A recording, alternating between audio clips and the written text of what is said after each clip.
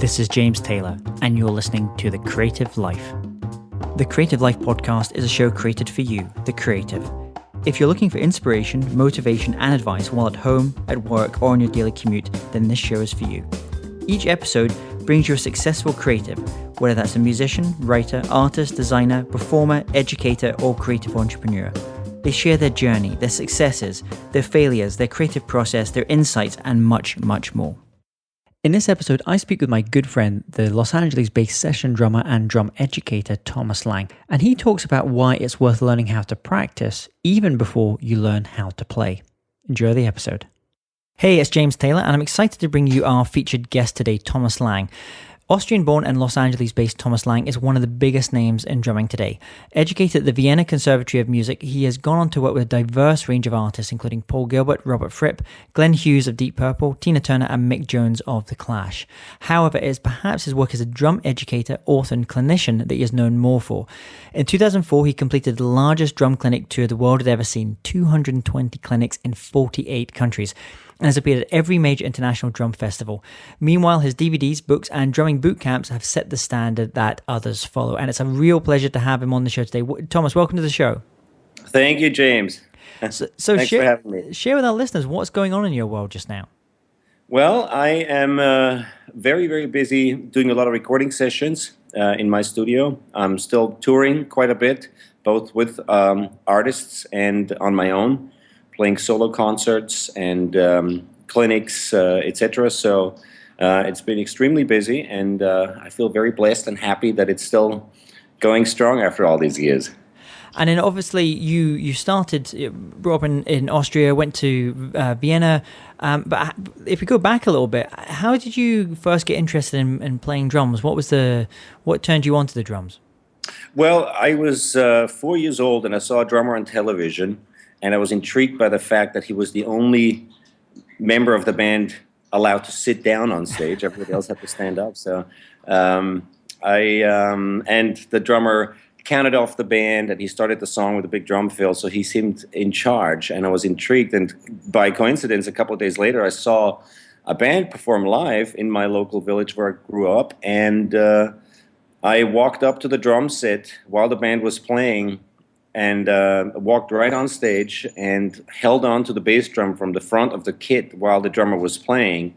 And I remember just being incredibly touched and blown away by the power of the drum set, the volume, and the physical activity, hands and feet all going at the same time. And it just completely floored me. And I was, from that moment on, infected with the drum bug, and still love it today. And that's when I asked my mother to buy me a drum set, and she did, and she bought me a snare drum and got me drum lessons right away. And I was very, very lucky to have a fantastic teacher at that very young age who taught me, really excellent fundamentals and guided me through my first years of development. And from that moment on, that was it for me. I knew I wanted to be a drummer. And then when you went to music college, then I believe you came to London first, and obviously now in LA as well. When you were at college, did you? Cause I believe you did tune percussion as well. It wasn't just drum kit that you were doing there. Exactly, I did also classical percussion, and my first teacher was in fact a classical percussionist. He wasn't a drum set player per se. He was the chair of the Vienna Philharmonic orchestra in Vienna, and so he taught me timpani, classical snare drum, and I started with actually classical snare drum technique, which is slightly different, and then only later, a few years into my playing, moved on to focus solely on drum set playing. And also at the music academy, I studied both for a while, but then also focused on drum set playing. But when you were at college, did you have a sense that actually doing the kind of drumming that you're known for today, that's kind of where you wanted to go, more down the rock thing rather than classical or jazz or any of the other options open to you? Yes, of course. I knew that right from the start. I wanted to be a drum set player. I never really had serious intentions to become a classical percussionist.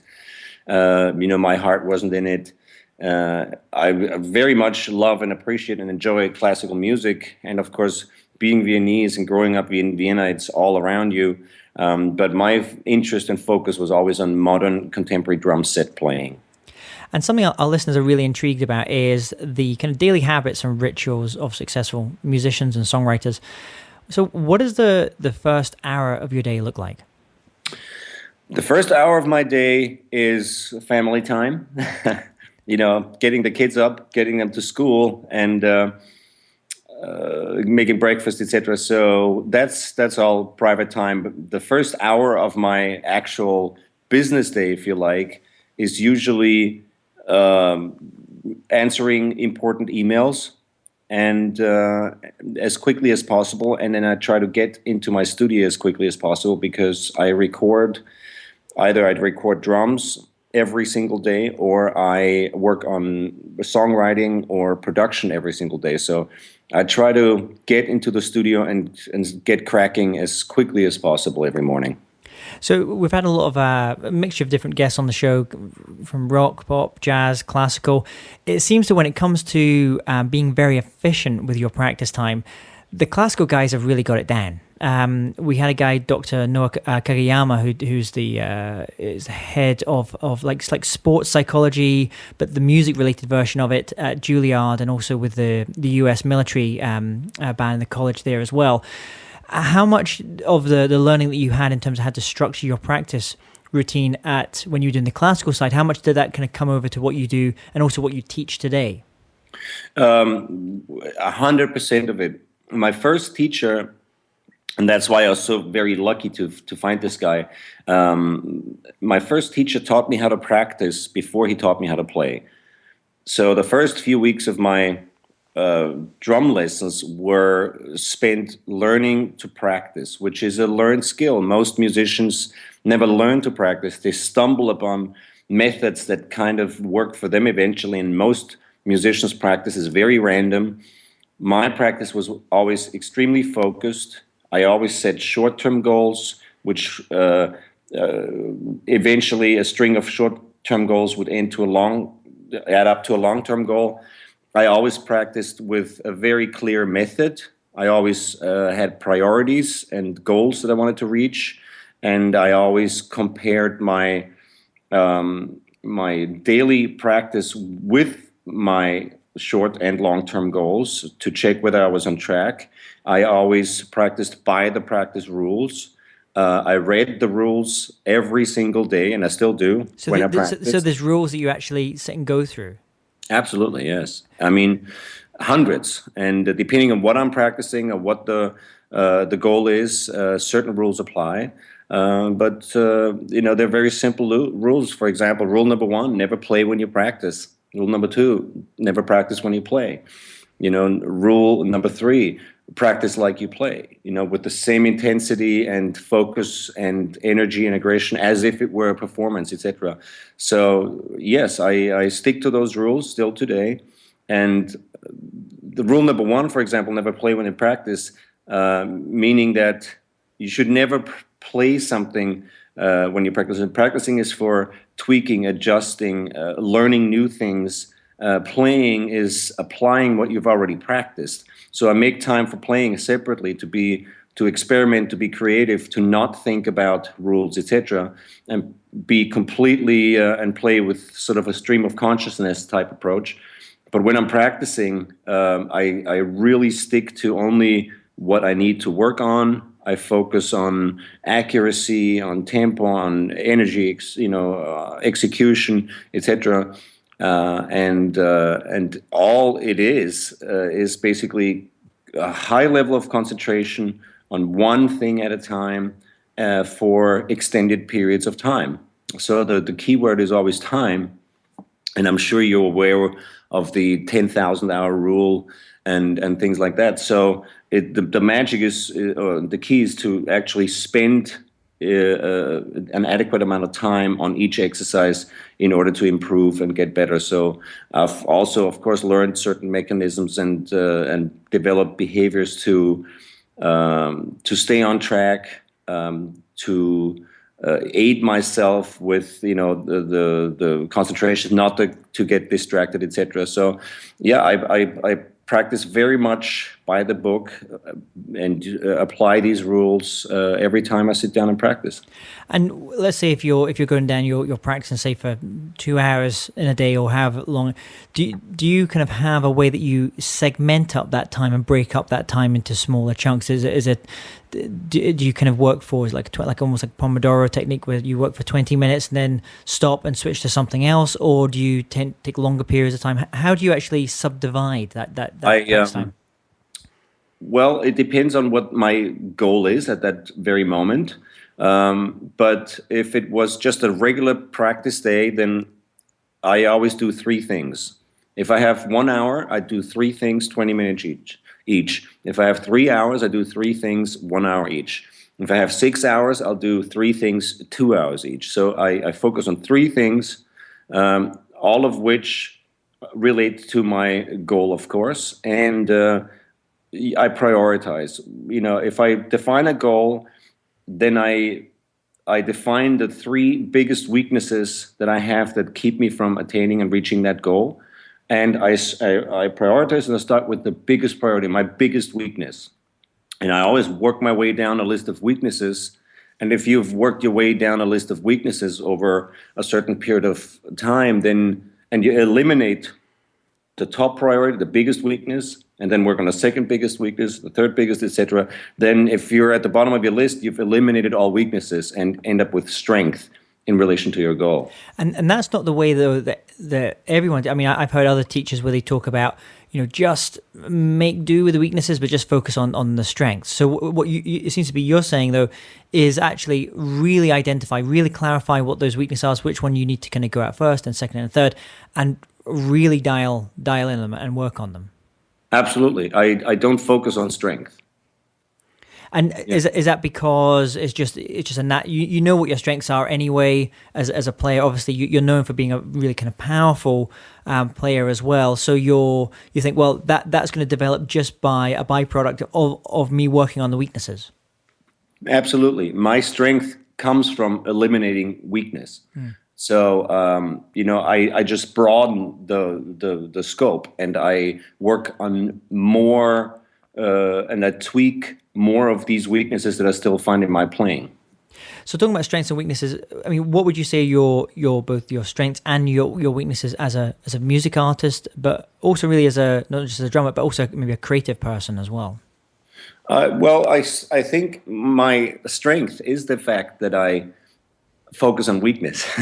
Obviously, my strength, according to people who support what I do and admire my playing and work, is technique, control, creativity on the drum set, pushing boundaries, foot technique specifically, coordination, independence and interdependence, energy, power, consistency, accuracy, and pushing boundaries in modern drum set playing by applying techniques on instruments on the kit that in a way that hasn't been done before. My goal, and I think what I'm known for, is to quote unquote play the unplayed. I, as a creative person, am most interested in hearing something that I haven't heard before, and if I don't hear somebody else do that, then I attempt to do that myself. I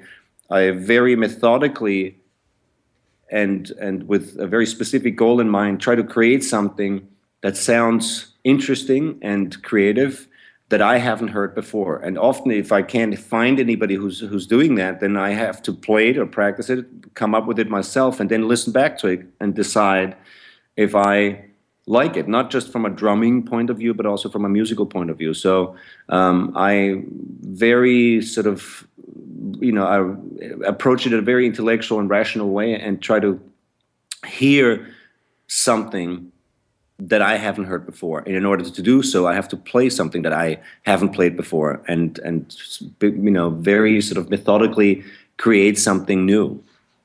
And with all these projects you've got going on, there's obviously the recording, the producing, the writing, the teaching side as well. What is the one thing that you're working on just now that is exciting you the most? Well, I always do everything pretty much at the same time. At the moment, And doing both. that's actually probably worth mentioning there, because a lot of musicians, they'll kind of segment up the things. Okay, the next 3 months I'm going to focus on writing, and then these 3 months I'm going to focus on the touring side. But you've obviously consciously made a decision to do these things at the same time. That must be how do you kind of get your head around doing all those things without getting overwhelmed? Well, I think, yes, I do keep many balls rolling at all times, both playing drums, recording drums, doing sessions, writing my own music, writing music for other people, production work, arranging, mixing, and of course other business adventures and endeavors. The beauty of it for me is that it creates a certain balance. And I need the balance on a daily basis. If I do a lot of drumming in the morning and I do recording sessions and I record complicated music, or I focus on drumming, I need the balance and the contrast of writing music on later the same day. I need the full scope on a daily basis. Otherwise, I feel a little unfulfilled, and otherwise, I feel that things are a little one-sided. So.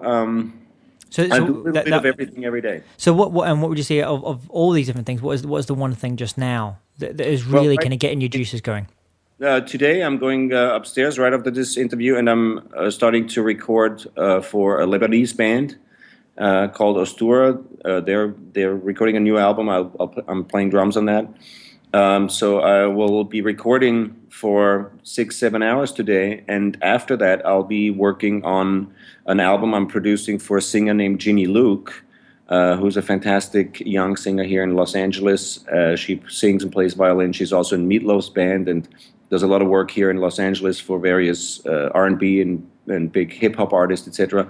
So I'm producing her album, and I'll be working on new songs for her later this evening. So I get all the physical work and all the very brainy and exhausting work into the way in the morning, doing all the recording sessions or the drum recordings, and then I'll focus on something a little more creative, a little more relaxing, a little more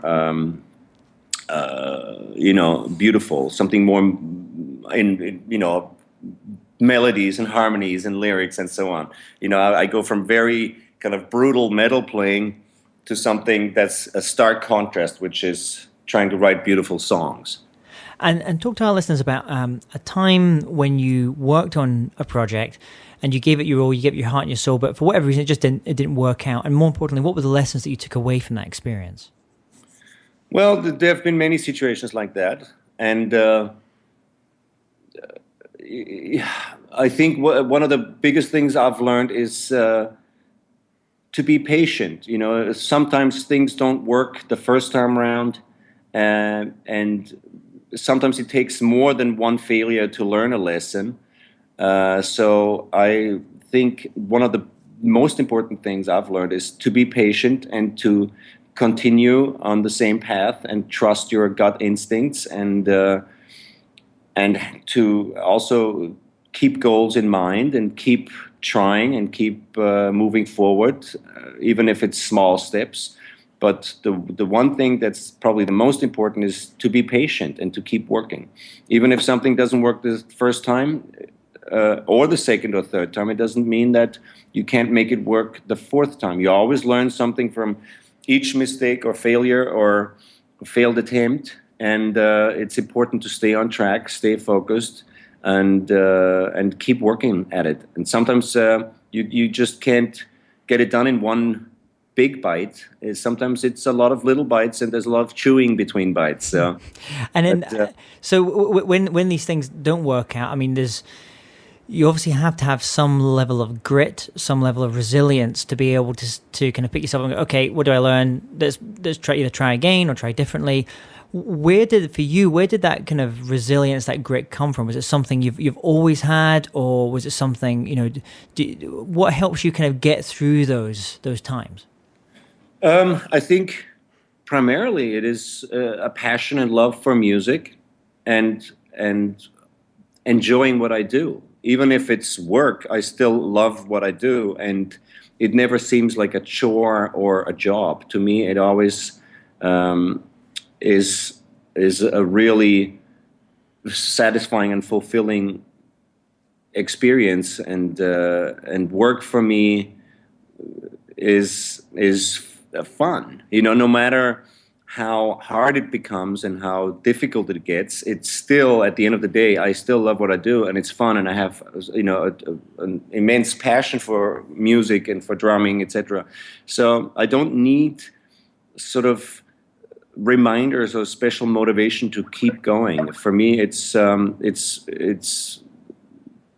I want to do and enjoy doing. So even if something doesn't quite work out, it doesn't keep me from still enjoying it and wanting it. It's a very playful thing, and hence the term playing music.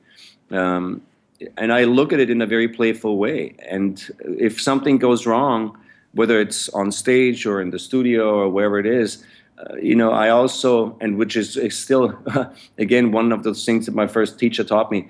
He once said, if something goes wrong, then don't worry about it, because it's only music, and it's only music thing still, keeps me on track, because nobody's going to get hurt. Nothing's going to cause any serious harm if you make mistakes or if things don't work out. There's always another way. There's another chance. It's there. You can experiment on a different level, make it work. Sometimes things take time, and you have to just step back and let things simmer before they crystallize into something that you can accept and move on. So patience, I think, is the key. And talk to our listeners about, this great journey you've had in music and making music. Tell us about any aha ideas or light bulb moments or moments of insight that you've had where you've said, okay, this is the direction I need to go, or this is maybe a decision I need to make. Talk to us about any kind of moments like that that you can share. Well, again, there have been many moments like that. I remember one that sticks out in my mind is the fact that when I first realized that I can work independently and don't have to rely on quote unquote employment by somebody else all the time, that was a key moment for me. For many, many years, I was just working as a sideman and touring and recording musician and trying to get gigs, basically. So you work with a certain attitude and mindset, and also you always depend on other people's diaries and schedules and success in a way. And you may be, very successful as a touring musician or a sideman for, whoever you're working with. You may be the drummer of Madonna or drummer of Pink or whatever, and this may go really well. But if the artist you're working with, Pink, Madonna, whoever, doesn't tour or doesn't have a successful record, or maybe they make a record but that doesn't work out and the tour is canceled or very short, whatever, you always depend on somebody else's success. And this is, you may become, famous as a sideman, but that is sort of fame by proxy. You're always the drummer of whoever and working with, and you're only as good as your last gig, and you're only as big and important as your last gig.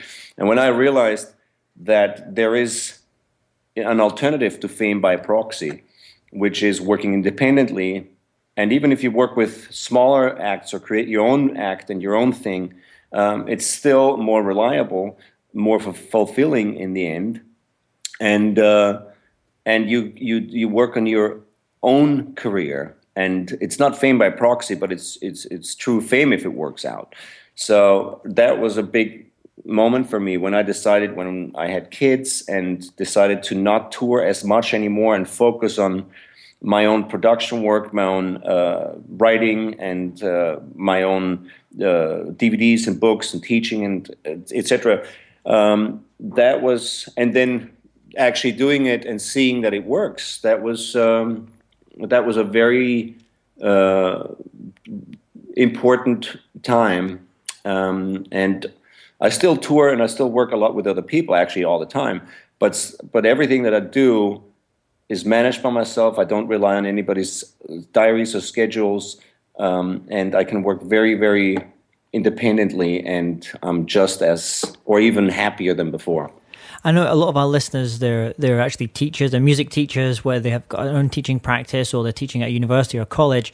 And one of the things that you really, I've always really admired about you, you did really well with the kind of boot camp events that you put together. Because I'm not a fan of a lot of these events where it's essentially just turn up, you're there for a couple of days just to watch someone famous or someone, that you admire play a lot of stuff, where you don't actually get in and learn and play and come away. But it seemed to be, you've struck a very interesting balance about making those kind of boot camps. Obviously, a lot of people there because they really admire you as a player, but they're really learning stuff. I mean, you work them pretty hard, I imagine. I do, yes. And again, this was one of those things. I obviously traditionally camps and workshops, aren't anything new, and they've been done for many, many years. And I wanted to change the paradigm a little bit, and my boot camp and my approach is very hands-on. Traditionally, there's, like you said, one teacher teaching a class, and they're basically listening to one person talk and perform all day long. And I wanted to change that and make it very interactive. So each of the students in my camps has their own kit. Everybody plays with me, 8 hours a day, and I push them quite hard to get as much information and inspiration across as possible in a short period of time. Also, I've done so many clinics before where I play for a short amount of time for a large group of people. And this is not the ideal scenario to get a lot of your own, true creative thought across, and also not enough to really teach anything or make a real difference in a student's life. In my camp, I play for a long period of time for a very short, for a very small amount of people. So this is the exact opposite, and that's what I was aiming for. I was trying to create an alternative to sort of traditional drum clinics and workshops and seminars by teaching for a long period of time, but keeping the group extremely small and intimate, and keeping the camp very dynamic and interactive. And I get everybody to play with me, and this is extremely motivating and inspiring for people because, yes, they come to the camp because they very much enjoy and support and admire what I do, and then they're sitting in a room with me and playing with me. And this creates a very, very different dynamic and atmosphere in the room, and it's very, very motivating for the students and for me.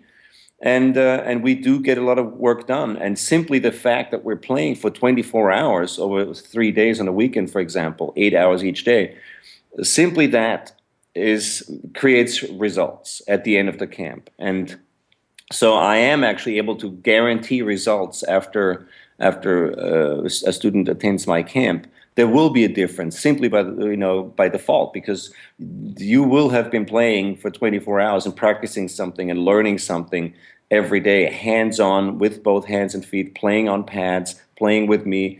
So it's been a very successful endeavor on many levels. Pedagogically, teaching students in terms of results that I can bring to the students, and it's become a real sort of side business as well.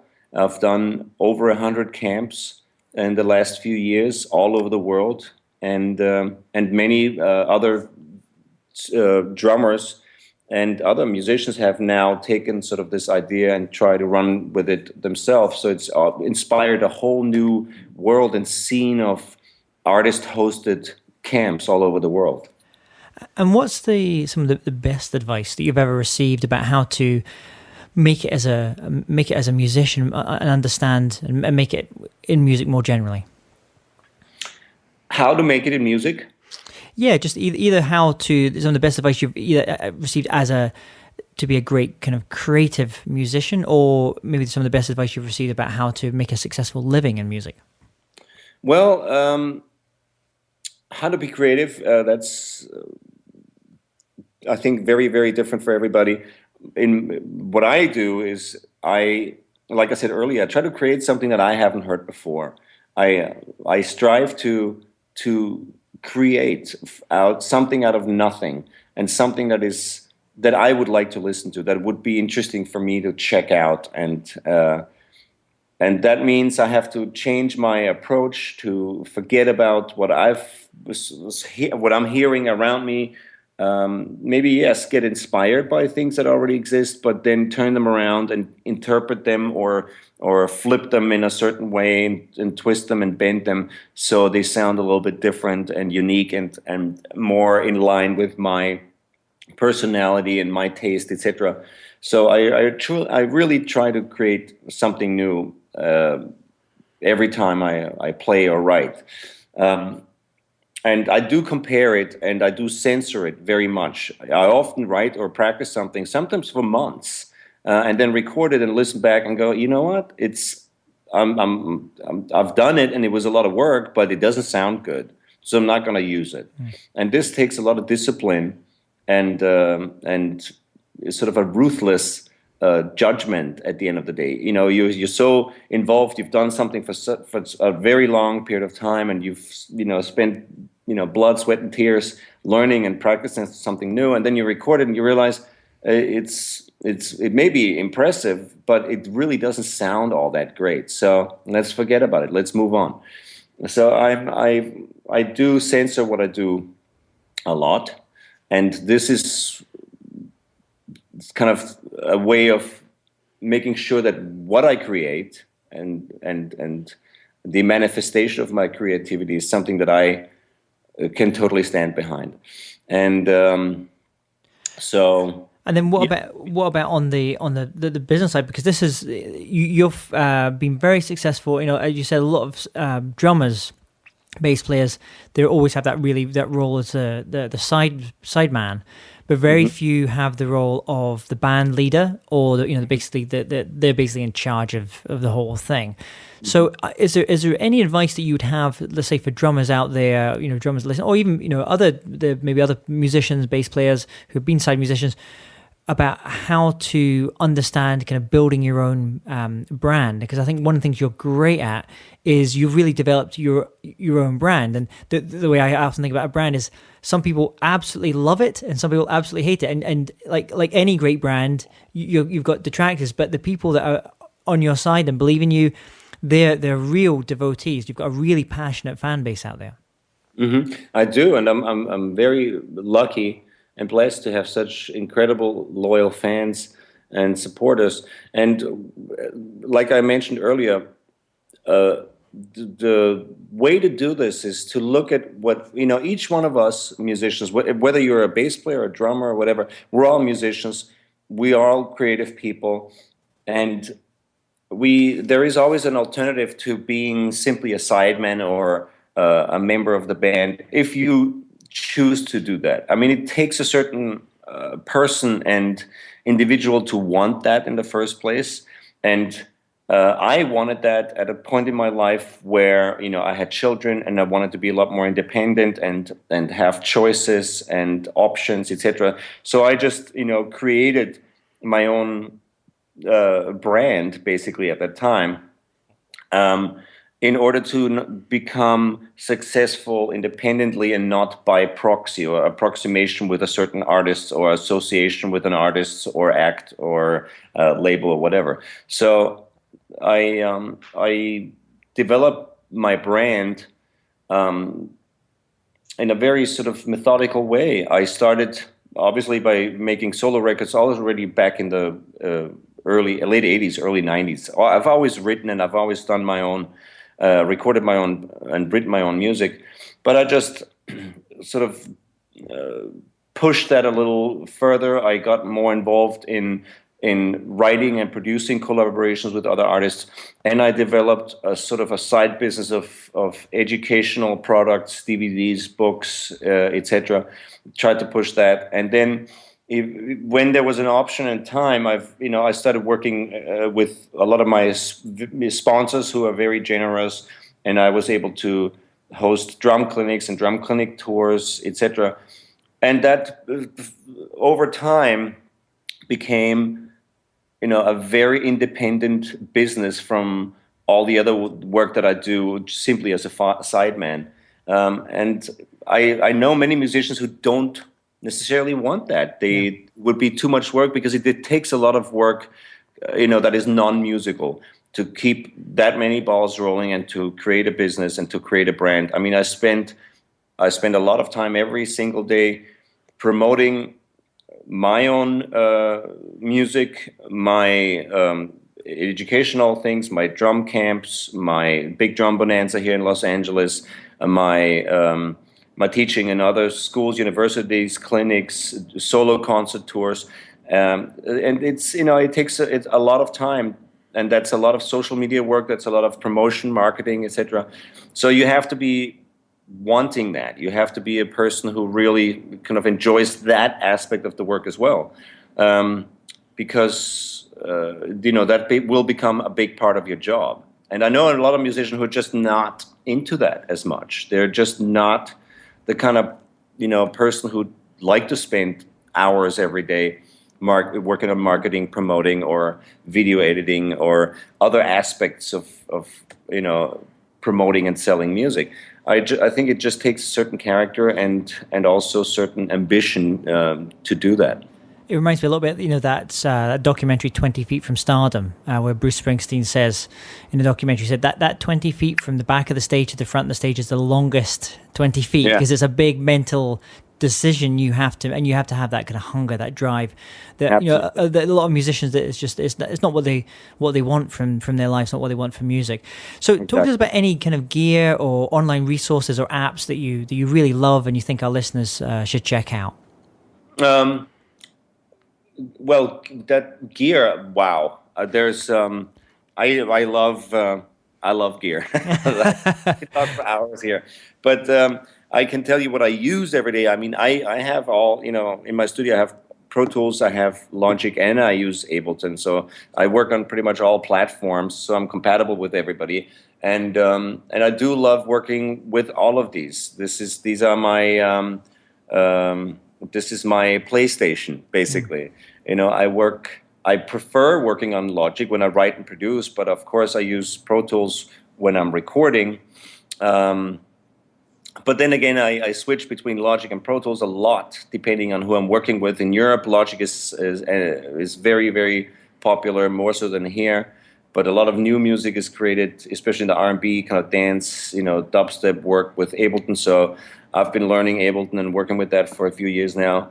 And I'm very much into what these programs can do and how to exploit their full potential. So I spend a lot of time reading manuals and finding information online. And this is why YouTube, etc., are great tools online to look and find manuals and little instructional videos, etc. So this is a very important and valuable resource for me.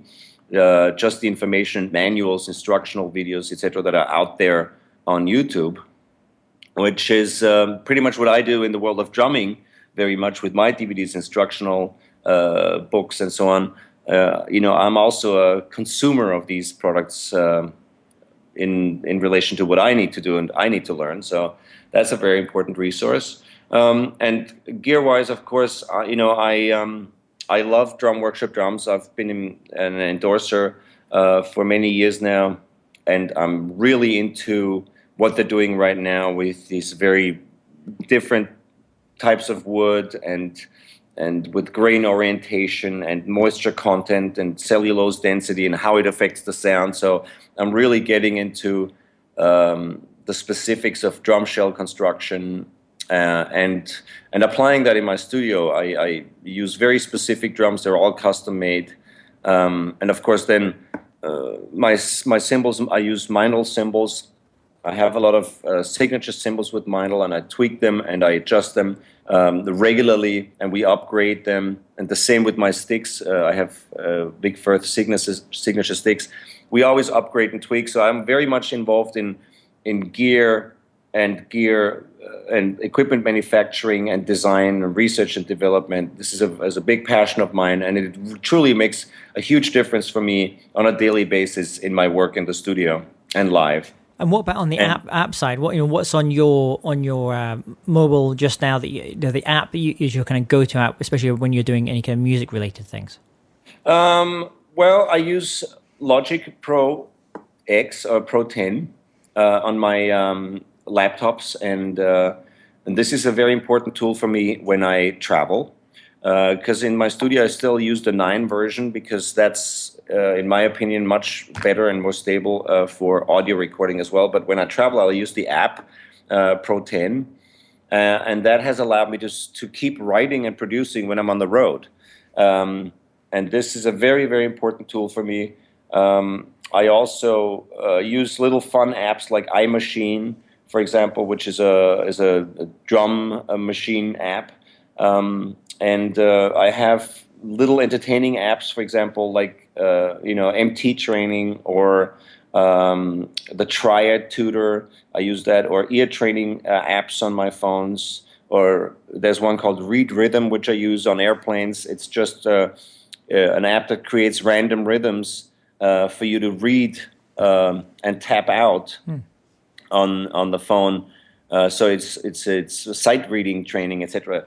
So I busy myself rather than playing sort of games on long flights or when I'm traveling. I try to use the time efficiently and always work on something or improve on something. And these have become very fun and entertaining sort of spare time or activities for me. And if you could recommend only one record and one book to our listeners, what would they be? Wow. One record and one book. Well, a book that I think is fantastic. If you're a musician, and then you should check out a book called One Train Later by Andy Summers. It's a fantastic book. Andy Summers from The Police, of course. And it's a very charming, very funny, entertaining book about the history of the police and how it all came together and came to be, and it's a really intimate insight into Andy's, into the police and their huge success and also their breakup and all the tragedy and all the fun from Andy Summers' perspective. And what is wonderful about the book is how it could have also not happened, because like the title says, One Train Later, if Andy hadn't gotten onto that one specific train, he wouldn't have met Stuart Copeland on that subway train, and none of this would have happened. And he was actually contemplating not taking that train. Wow. When it happened. So he keeps referring back to that in the book, and it's a very interesting, very philosophical view at how things happen and how many factors contribute to something working out in the music industry or in life in general. All these variables that have to all come together to create the perfect moment or the perfect sort of platform for something. So very, very interesting book, and also very charming and funny. The way he writes is fantastic, and he uses a lot of musical references to describe emotions in the book. So for a musician, it's a really fun read. And album, wow. This is a difficult one. It always is. There's... Is there an album that you've gifted to other people? Now we don't even think about gifting albums because we're in the land of Spotify and everything. But has there been an album that you've recommended or you've gifted to? Well, you know what? Actually, let me interject here, because I am the biggest hater of streaming services, and I think this is again the death of the music industry, and I am doing everything to boycott Spotify and Rhapsody and all the other streaming services, because this is what has caused incredible damages to the music industry, because they're not supporting artists, they're not supporting composers, they're not paying decent royalties, etc. They're making huge profits on the back of musicians and copyrighted work that they're not compensating for fairly. And to one album I would gift right now, for example, is either Taylor Swift's new album or Adele's new album or Beyonce, anybody who is not available on streaming services. And I'm sure you've heard that Adele broke all records with her new album, 25, 3.38 million albums sold in 1 week, and it is because she's not on Spotify. And so did Taylor Swift because she's not on Spotify. And Beyonce, anybody who didn't put their records on Spotify goes to number one and stays at number one. And this is just a very, very clear sign that the old model was working when the recording and music industry was based on the revenue from recorded music sales. This model today with streaming services is complete nonsense. And it's never going to work. So I'm super happy that people like Adele make those decisions and their record companies not to put the records on streaming services, because then you can see the results. 3.5 million record sales in a week, and that's fantastic. So to gift an album or recommend an album, I would recommend that, because this is how it should be done. This is a wonderful album by a great artist. And if you are a true fan, then you buy the record and you put your money where your mouth is, and you support the artist, you support the management, you support the record company, you support every single Rodeon tour, and that's something I would gift right now. Adele's new 25, or anybody else who decides not to put their music on streaming services. So finally, let's imagine if you woke up tomorrow morning and had to start from scratch. So you've got a great kit. You've got the kit you've got now. You've got your chops, your skills as a drummer that you've acquired over these years, and this knowledge. But you have no contacts. You have to start again. How would you restart? Wow, yeah, that would take a lot of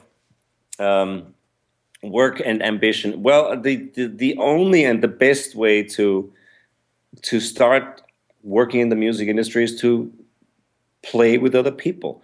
I would go out and start jamming and playing and connecting in person and not online with people at jam sessions, at clubs, at any place where there's live music happening. I would try to go there, rub shoulders, sit in with bands, chat with people, and try to play with people as much as possible, and offer my services for free, just so I can get connected to people and get my name out there, my face out there. It's a very old school approach. I mean, I would rub shoulders and network in person. I would not start sending out demos or linking, or sending out links to my videos online. I would try to do it in person, because this is still the I think the most direct and most successful and most genuine way to connect with other people. In order to make it in the music industry, I think you have to connect in person with people. Yes, there is, of course, the additional sort of element of uploading videos on YouTube, and of course I would do that too. I would, again, sort of work on many different fronts. I would make videos, I would upload them on YouTube so people could see how I play. I can get my name out there in the digital world as well. But I would focus on personal contacts and going to jam sessions and playing with people as much as I can. Great. And finally, talking about connecting, share the best ways that listeners can connect with you, learn more about what you're up to in your projects. Well, the best way is to follow me on social media, of course. So on Facebook, it's Thomas Lang Drummer. It's or official Thomas Lang on Facebook. On Instagram, it's Thomas Lang Drum. And on Twitter, it's Thomas Lang @ThomasLangDrum. Of course, you can also check my website, www.thomaslangdrummer.com, or go to some of my camp websites like thomaslangdrumcamp.com or bigdrumbonanza.com. And you can always connect to me with me personally through Facebook or messaging or leaving comments, etc. So that's the best way to follow and reach me. Awesome. Thomas, thank you so much for coming on the show. It's been a pleasure, as always, speaking to you. I love when we get a bit of chance to connect and talk and get to hear what you're up to. And I wish you all the best with the new projects. Thank you very much, James. Thanks for having me. Hey, James Taylor here again. And if you're interested in living a more creative life, then I'd love to invite you to join me as I share some of the most successful strategies and techniques that high-performing creatives use. I put them all together in a free downloadable ebook that you can get by going to jamestaylor.me. That's jamestaylor.me to get your free downloadable ebook on creativity.